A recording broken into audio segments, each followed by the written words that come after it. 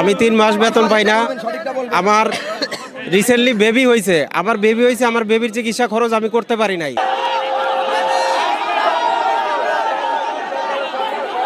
24-25 2 বছর আমাদের কোনো ছুটির টাকা দেওয়া হয় না।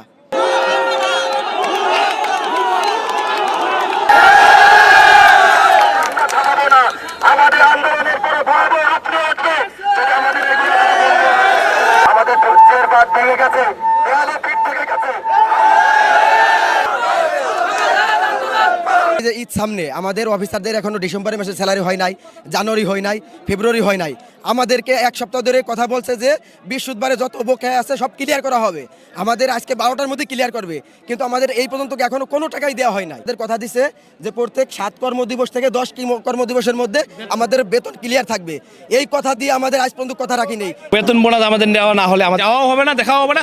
মানে সোজা কথা বলতে গেলে কি আমাদের ঈদ বলতে কোনো জিনিসটাই আমার মনের ভিতর থাকবে না আমাদের। এবার নগদে পাচ্ছেন হেলিকপ্টার অফার, তাই কেনাকাটার পেমেন্ট নগদে করুন আর বুঝে নিন 2000 টাকারও বেশি ক্যাশব্যাক সহ হেলিকপ্টার রাইড। পেমেন্ট শুরু করুন আজই। আজ থেকে ধরেন 4-5 মাস আগে একবার আন্দোলন হয়েছিল, তখন আমাদের এমডি স্যার এখানে আসি কথা দিছে আমাদের 11 কর্মদিবসের মধ্যে সকল বকেয়া ক্লিয়ার করবে।